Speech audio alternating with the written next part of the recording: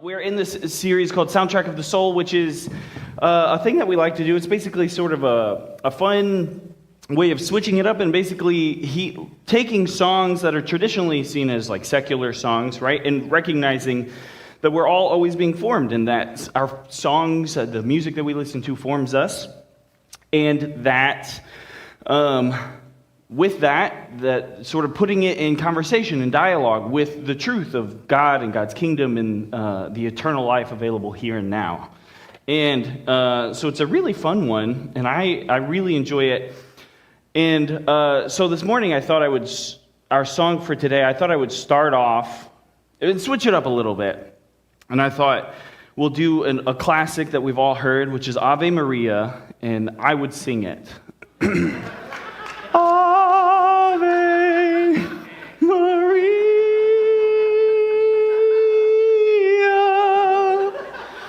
I had to look at Kelly for the cue of when to.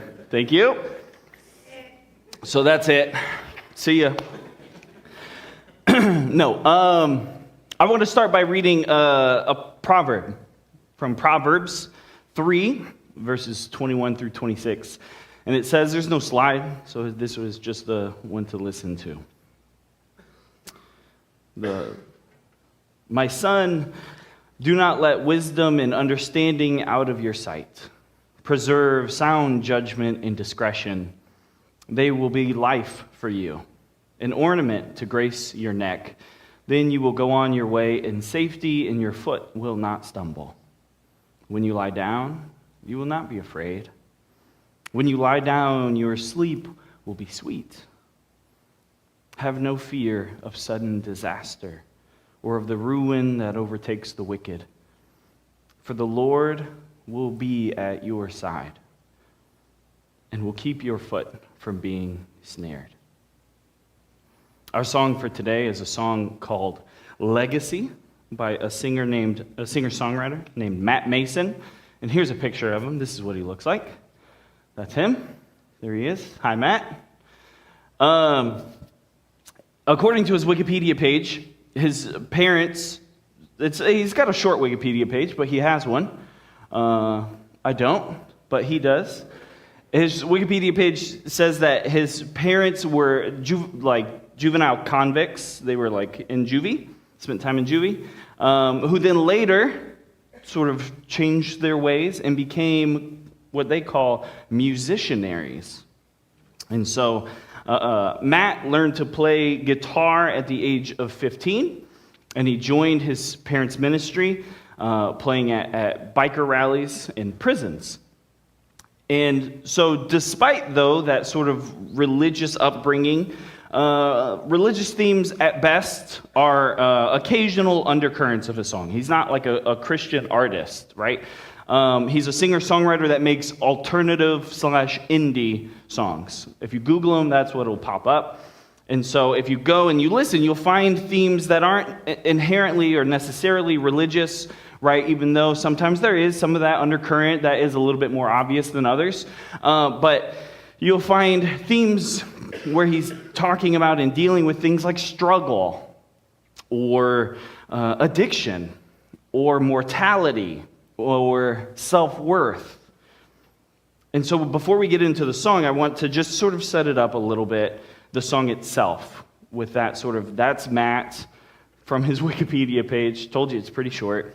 And this song, which is also pretty short, it's essentially, though, it's a short dialogue between Matt himself and a, quote, old man. His words, not mine.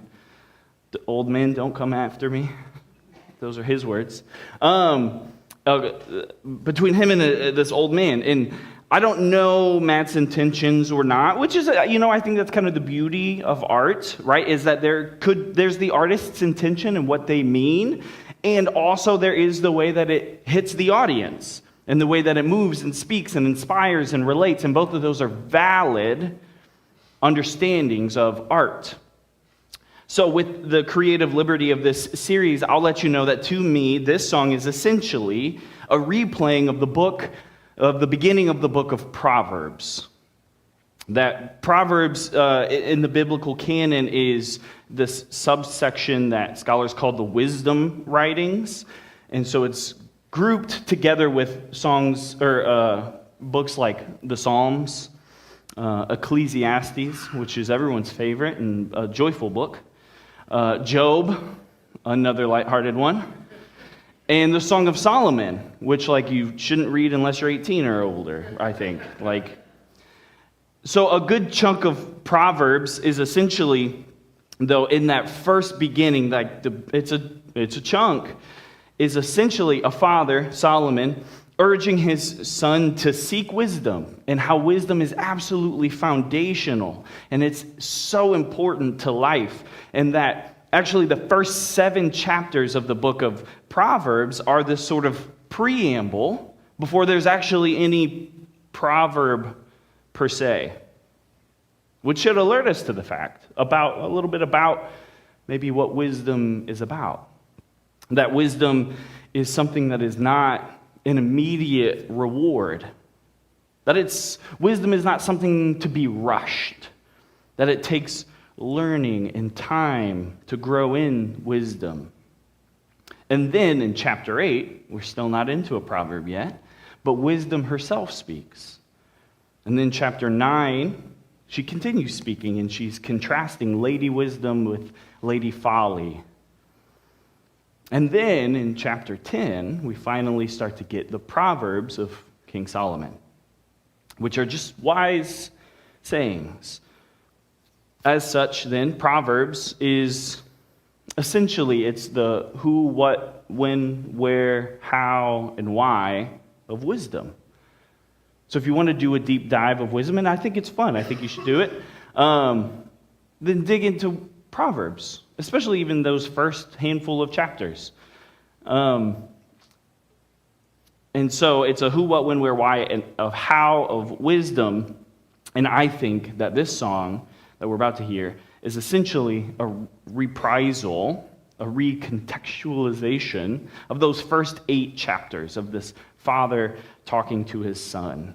Or, to say it another way, a wise mentor talking to a student. And so with that framework, let's listen to our song.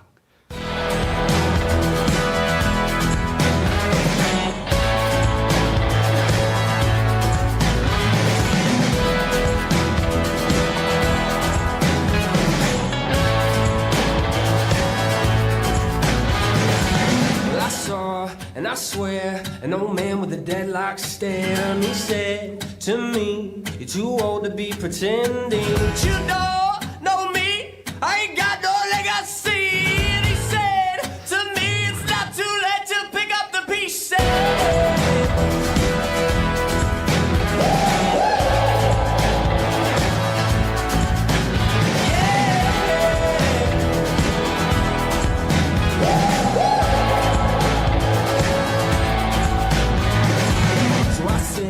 That I smoke and been known to drink my share. You're young and you're drunk, he said with a stone cold glare. But you don't know me, I ain't got no legacy. And he said to me, it's not too late to pick up the pieces.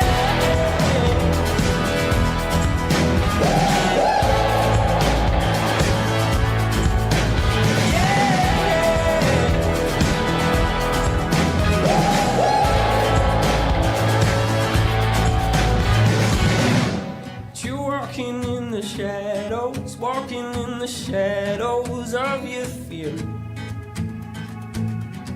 and you're headed for the gallows, sin around your throat and no one's near. So before I leave, just know,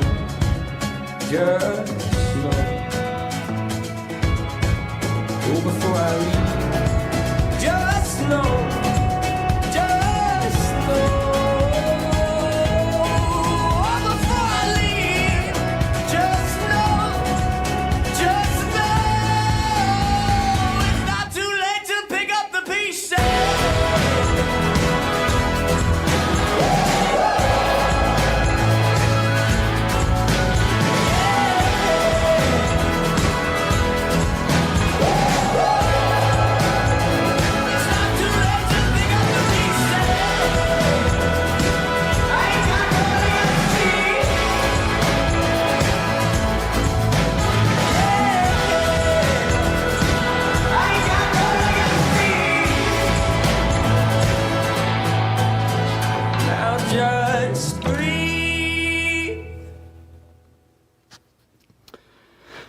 I was going to say also part of the Wikipedia, there was another detail. It explains the tattoo. If you could read it, it says born a sinner. The other one says die a martyr. It's in tribute of his uncle, who was also part of the musicianaries, who did that and was murdered. And so it's a tribute to his uncle.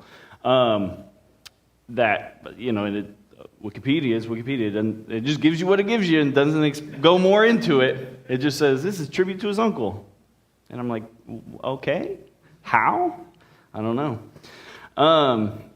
So I would like to sort of just walk through the lyrics and sort of connect them and see how I understand them as that sort of dialogue of that sort of preamble, if you will, of Proverbs. And just by walking sort of through the lyrics, he says, I saw and I swear an old man with a deadlocked stare, and he said to me, you're too old to be pretending. And Matt, it's almost like he's retelling this story to somebody, right? He's like, I swear, guys. He's telling this story later, he's recalling this experience, and it's obviously one that is sticking out with him, because you don't just tell everything that ever happens in your life. It's something that he's maybe telling your friends later, something like, oh my goodness, you guys listen to this story of what happened to me yesterday. There was this old guy, and he was staring at me, and eventually I made eye contact with him, and he said, you're too old to be pretending. I mean, that's a good story. I'm hooked already, right? So I said, but you don't know me. I ain't got no legacy. His response is part practical, right? Part, I think it's his own personal philosophy, right? Practically, sir, who are you? This is a Wendy's? I don't know, what do you want from me? I don't know you. You don't know me. You don't know anything about me. Who are you to be saying this? And part, I think it's personal philosophy, because I ain't got no legacy. I think his response could be heard a few different ways. I think it could be, maybe pessimistic or depressed, right? Or maybe even nihilistic, right? This belief that nothing really matters. Or maybe still it's fatalistic philosophy, right? Which is the belief that things are predetermined, and if he was meant to be someone great or do something great or have an impact, a legacy, as he calls it, then it would have happened because it was determined to be so. And it could be a mixture of all of the above and more, right? It could be pessimism with a dash of nihilism, a sprinkle of fatalism. And then, but I get the sense in his response of this sort of defensiveness from Matt. What's the point? What's any of it really matter? I haven't done anything. I ain't got no legacy. Regardless of nailing down the exact specificity and mixture of Matt's intentions, the point of the song is not so much Matt as it is the voice of wisdom. And he said to me, it's not too late to pick up the pieces. Which is a bit of a confusing response for a couple reasons, right? The wise older man doesn't engage Matt in what Matt is saying. His personal philosophy or his we're trying to defend him and be oh, you don't know me.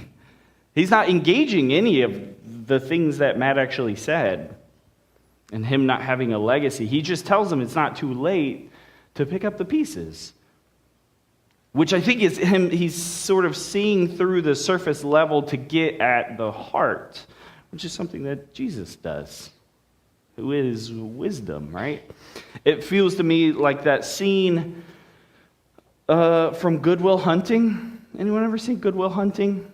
That movie with Robin Williams and Matt Damon. It feels to me a little bit like that scene. Robin Williams is he's a therapist, I think, if I remember right, and Matt Damon, and so is his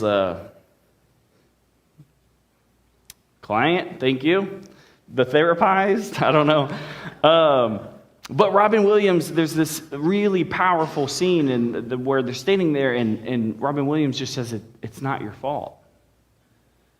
And Matt Damon's thrown off, and he's like, well, what are you talking about? I don't, of course it's not my fault. And he just says, it's not your fault. And he's like, I know that. And he starts to grow and get more and more uncomfortable. It's not your fault. And Matt Damon starts cursing him out. And he just keeps going, it's not your fault. It's not your fault. And Matt Damon eventually breaks down. And they embrace and they hug. And he starts to believe, he starts to let the wise mentor's words sink in. He allows himself the opportunity to start believing that it might just be true, that it's not his fault. That's this thing that he's probably unconsciously carried all his life, believing that his history of hurt and trauma was his fault, and he starts to unravel some of that in the scene where Robin Williams just looks at him in the eyes, and his tone of his voice doesn't change, even though he starts yelling at him, and he just says, it's not your fault. Similarly, I think the wise voice in our song is speaking to something deeper, something more pressing, something more elemental to being human. I ain't got no legacy. It's not too late to pick up the pieces.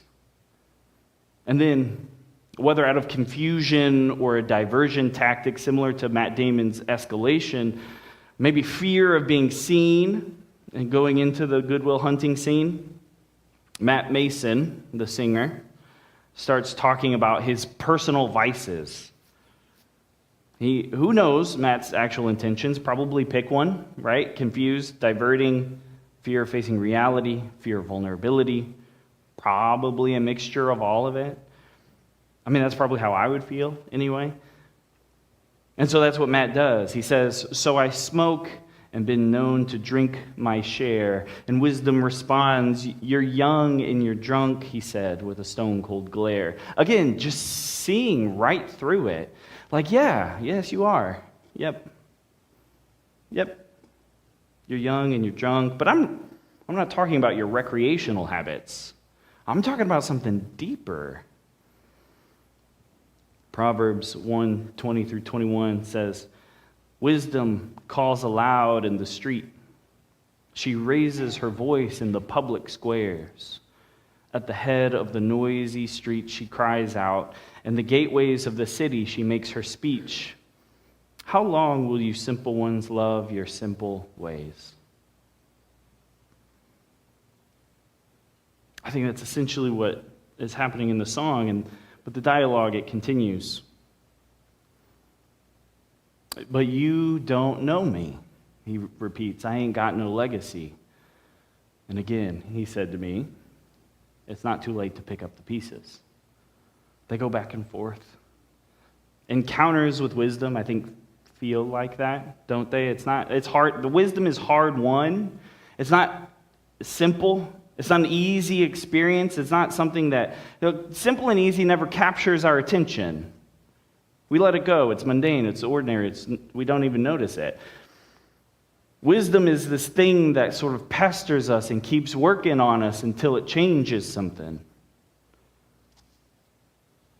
And then what happens next, I think, is like this. It's like the story in John 4 where Jesus meets the woman at the well, the Samaritan woman at the well.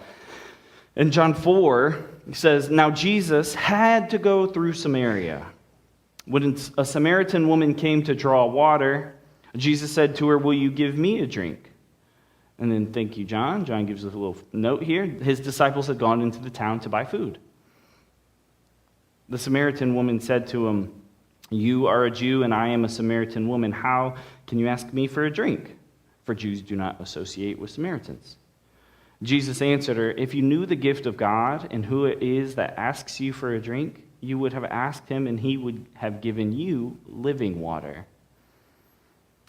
She's thinking he's just talking about like water, just stuff you drink. Simple, easy, unnoticed stuff of life that we can just pick up and take a drink and we don't even notice it. He's using it as this metaphor to get to deeper truth, and so does the wise voice in the song. Jesus goes on in John 4, everyone who drinks this water will be thirsty again, but whoever drinks the water I give them will never thirst. Indeed, the water I give them will become in them a spring of water, welling up to eternal life. The woman said to him, "Sir, give me this water so that I won't get thirsty and have to keep coming here to draw water." He told her, "Go call your husband and come back." "I have no husband," she replied. Jesus said to her, "You're right when you have no husband. You say you have no husband. The fact is you have had 5 husbands, and the man you are with now is not your husband. What you have just said is quite true." The woman said, "I know that the Messiah is coming. When he comes, he will explain everything to us." Then Jesus declared, "I, the one speaking to you, I am he." Matt has been insisting on 2 things. 1, you don't know me. 2, I ain't got no legacy. I've done nothing worthwhile with my one wild and precious life, to co-opt a phrase from Mary Oliver. Jesus and the wise man, as we'll see in a minute, both respond similarly, essentially saying, turns out I do know you. I know a lot more about you than you think. I know the things that you don't just tell anyone. And that doesn't have to be scary. That can be good news.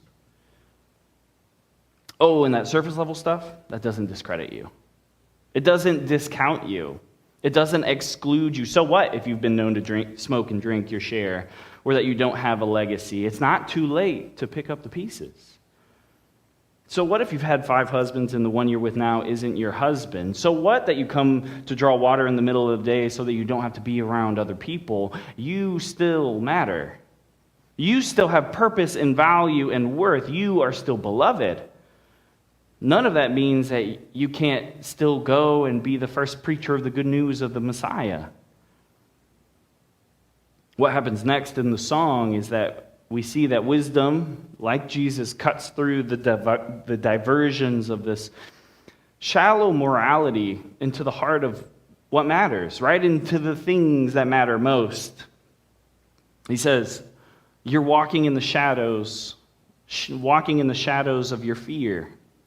And you're headed for the gallows, sin around your throat, and no one's near. So before I leave, just know it's not too late to pick up the pieces. It's not too late to pick up the pieces. I see you. I know your struggle. I know your pain and your hurts. I know your fear. I know how sin surrounds you and the path you're on leads to death, but there is another way. There's a way towards life. It's not too late to pick up the pieces. It's not too late. Sin, as Genesis 4:7 says, sin is crouching at your door. It desires to have you, but you must rule over it. I see you and I believe in you. I know that you can choose differently. You can make the next right step. I believe in you. It's not too late to pick up the pieces. Wisdom insists that there is always and forever the availability of return. There's always the possibility of changing your mind, of metanoia, the Greek word, literally changing your thinking. There's always the possibility of making a new choice. And wisdom's invitation is forever open and always near, always urging us to choose life, to choose the things that make for life, to choose the path that enlivens us and not shrinks us, to choose the path that, like we read at the beginning, will help your foot to not stumble on your journey, that when you lie down, you will not be anxious and afraid. When you lie down, your sleep will be sweet and restful. That's the kind of life that wisdom offers. Matt responds again, changing up his line just a little bit, but notably dropping the you don't know me part after wisdom said all that. Because clearly, somehow, he does. Somehow this man does know him and his situation and his deepest fears. Because wisdom always knows us. Wisdom knows the deeper truths. Wisdom is the deeper truth. In Proverbs 8, wisdom personified speaks, and she says, "The Lord brought me forth as the first of his works. Before his deeds of old, I was appointed from eternity. From the beginning, before the world began, I was the craftsman at his side." That wisdom is foundational, literally. And that, as a side note, if you sort of hear that and you're like, that kind of reminds me of the beginning of John's gospel, right? In the beginning was the Word, and the Word was with God, and the Word was God, and through him all things came into being. Yep. That's like 2,000 years of church history. That's that, yes. Like that's that. You are not alone in that. People have been drawing that connection of wisdom in Jesus and saying, there's something here. Our situations today might be unique compared to Matt Maeson's or Solomon's over 2,000 years ago, but the stuff of what it means to be human is still the same. The essence of being human is the same, even if the situations are a little bit different. The particularities are different, which is why wisdom is timeless, even in an endlessly changing world. Because we all struggle with things like pride and temptation to get rich quick schemes and fear and uncertainty, and we all ache for belonging and purpose and safety and love. And so as we begin to close out the song, all too relatable, Matt continues to insist on his position. I ain't got no legacy. And he says it twice. I ain't got no legacy. Yeah, I ain't got no legacy. Why the repetition? I don't think he's trying to convince the wise person. I think he understands he can't do that. I think he's trying to convince himself. Because it's easier sometimes to resign to our current situation than to dare to hope that things could get better.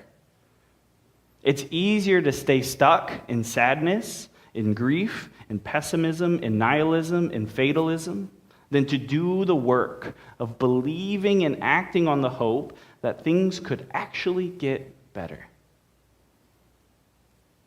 That things like meaning and purpose and significance, legacy, as he calls it, are always and still available, because those ask something of us. It's hard to admit we've taken 1,000 steps in the wrong direction and to take the one right step in the right direction. I think it's the psychology of the song reveals that there comes a point when resigning to our lot is just easier. And the temptation is to stay stuck. The temptation is to stay walking in the shadows of our fear, that maybe we don't actually have purpose or significance or legacy or reason. To stay getting our water in the middle of the day so we can avoid our neighbors. It can be hard to see yourself revealed to yourself. Transparency of self can be a blinding sight. The temptation is to believe at times that we are unknown, unseen, uncared for, or to believe that we are rugged individuals who don't need anyone else. We are people whose lives and choices only impact and influence us. And it's hard to adjust our vision to the splendid radiance that we are not alone. That we don't belong to just ourselves. That to be human is to be alive, is to be in relationships, it's to have connections. Which I think wisdom's words from the beginning of the song could resonate here again. You're too old to be pretending. Too old to be pretending that you are just your own, that you are a rugged individual who exists in a vacuum. And I wonder, too, if maybe the singer's insistence here in the last part of the song is a prideful attempt to get the last words. Maybe I'm projecting. But regardless of why Matt repeats his thing as if it's a definitive truth or something he's convincing himself of, I think ultimately wisdom gets the last line, which says, now just breathe. Now just breathe. I think if we were to the structure of Proverbs, I think this is chapter 10. This is the first proverb, the only proverb that we get in the song. Now just breathe. I think it's because that's the beauty of wisdom, is that it's deeply practical. It's transcendent. It's almost co-eternal, right? It's the first creation that from whom all creation has been created, as wisdom herself said. But it isn't just some ethereal abstraction. That's nice, right? What a sweet thing to think about. Wisdom is, by definition, about real lived experiences and choices. It is inherently a thing that must be lived into. It must be chosen. It must be experienced. And there's beauty in its practicality. Even in this singular proverb from our song that just breathe. Oxygenate your brain. Calm the central nervous system. Breathe. I've been in therapy for a few months now, and this is something my therapist and I have worked on together, is anxiety. And she gives grounding practices, and one of them is to breathe. It's, a box breath. You inhale for 4 seconds, you hold the breath for 4 seconds, exhale for 4 seconds, hold for 4 seconds, inhale for 4 seconds, and you do it over and over again. You just breathe. Now just breathe. Or maybe the proverb says to just breathe because it's about taking a beat before you respond. He's preempting, he's saying, hold on a second, Matt. Before you say anything, just breathe. Before you try to come back, just breathe. There was this time at Simon's port removal, which was on Maundy Thursday, at the Thursday before Easter. And Dr. Siney, who we've come to know for 3 years, she's his primary oncologist, she comes in and he's like the first surgery of the day in the way that, surgery, there's all the different teams that are working, right? And so they all come in and they check, who is this person, what are we doing, why are we doing it? Great, okay. And then they gather outside and then they would wheel Simon out and to take him to the OR. And Dr. Siney comes in, and seeing her, especially in this moment, in this time where we have such a history for the last 3 years of the worst times of our life, seeing us at our very worst. And this moment of the port removal, the last mechanically placed thing we're taking out, and it marks this chapter, the end of this chapter and the start of something new. And so we're just kind of taking a moment, and she just wanted to come in, and she was talking in her wisdom that was hard-won from being a pediatric oncologist for over 20 years as a parent, and she's making this holy ground. And it's just Simon and us and Dr. Siney in the room. And while we're talking, we're all crying. And surprise, and not Simon, he's just kind of sitting there like chilling.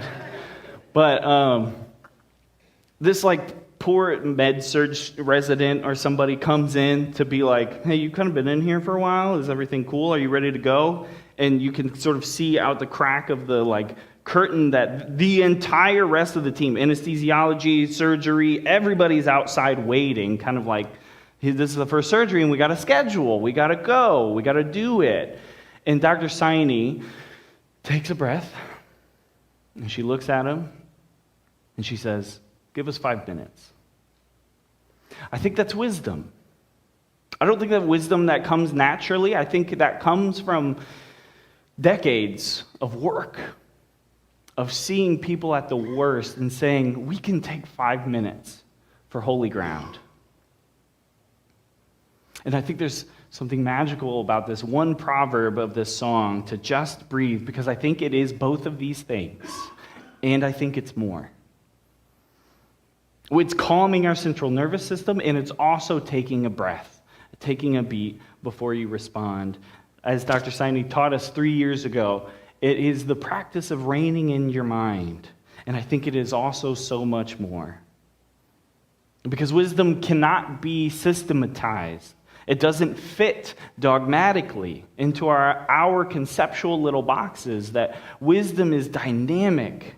It's contextual to our lives. It's relevant to our personal experiences. Its purpose is to lead into life. So how can we expect it to be so small and so controllable? Wisdom can only be led or lived. It must be experienced. It must be embodied, which is why Jesus tells his disciples, therefore, whoever hears these words of mine and puts them into practice is like a wise man who built his house on a rock. Wisdom is tied with action, with participation, with purpose, with practicality. It's not too late to pick up the pieces. Now just breathe. And there's one more quick point that we see about wisdom in Proverbs. It says that these are different verses throughout Proverbs. The Proverbs of Solomon, son of David, king of Israel. Listen, my son, to your father's instructions, and do not forsake your mother's teaching. Chapter 30, the sayings of Agur, son of Jakeh, an inspired utterance. This man's utterance to Ithiel. The sayings of King Lemuel, I'm trying. An inspired utterance his mother taught him. Listen, my son. Chapter 4, I give you sound learning, so do not forsake my teaching, for I too was a son to my father, still tender and cherished by my mother. Then he taught me, and he said, take hold of my words with all your heart, keep my commands and live. And the point is this, that wisdom is also intergenerational. It's learned and it's embodied and passed from generation to generation, from person to person. It's shared over family dinners and coffee conversations with good friends. It's instilled from parents and grandparents to children and grandchildren. It's uplifted in the stories of people and place and meaning. It's gained from our lives, from our experiences, and it's also something that if we humble ourselves can be gained from others and their lives and their experiences. Even so that when we find ourselves in a similar situation, the wisdom will come to mind that we have gleaned, which is the point of wisdom. It's to become part of our mental fabric. Wisdom calls aloud in the streets. Proverbs 1:20 says, right in the middle of our daily lives, our coming and our going, our busyness and our business. Wisdom calls right in the middle of the ordinary and the mundane. Wisdom beckons. So pay attention. Just breathe. But the question is, do we have ears to hear? Are we attuned to her voice? Do we recognize her calling? Or is it drowned out and muddied in a cacophony of anxieties and worries and busyness and hustle and grind culture? Do we have humility to let her take the lead? And maybe, just maybe, the best thing to do is just breathe. God, thank you for wisdom. Thank you for the wisdom that is always around us. The wisdom that we can learn from our own experiences and our own lives, from the big and the small, if we are humble enough to see it. The wisdom that we can learn from others. The wisdom that has been passed down from generations. The wisdom that leads to life. God, help us to be people who are humble and who are brave enough to follow through, to live into the calling of wisdom. God, we love you. We know you love us. And it's in Jesus' name we pray. Amen. Let's go!